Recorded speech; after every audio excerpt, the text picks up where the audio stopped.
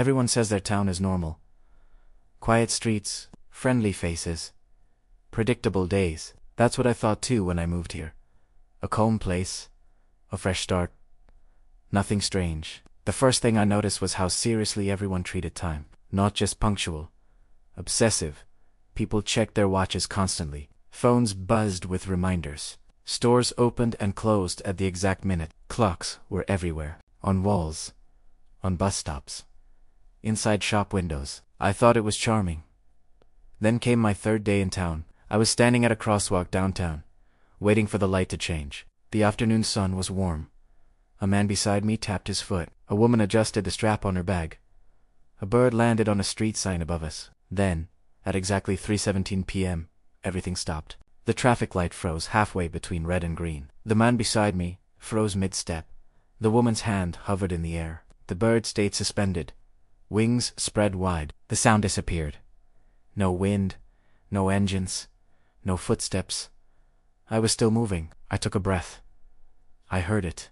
That's when panic hit. I waved my hand in front of the man's face. Nothing. I reached out and touched the bird. It didn't fall. It didn't blink. The air felt thick, heavy, like I was walking through syrup.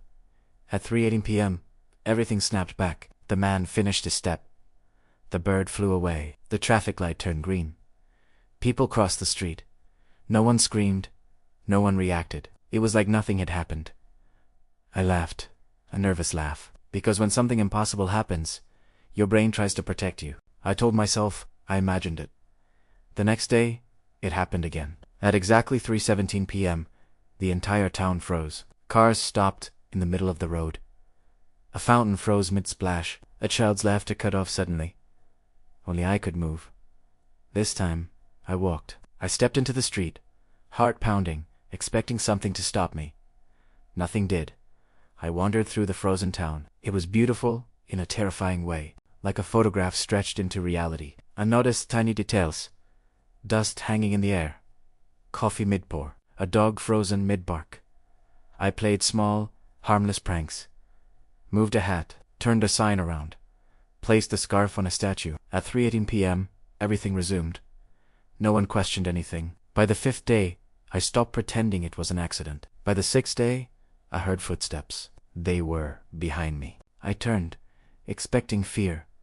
Instead, I saw a boy. He was about my age. Calm, smiling. "You can move too?" he said. I nodded slowly. "So can you." We walked together through the frozen town. He didn't seem amazed. "How long?" I asked. "Since yesterday," he said.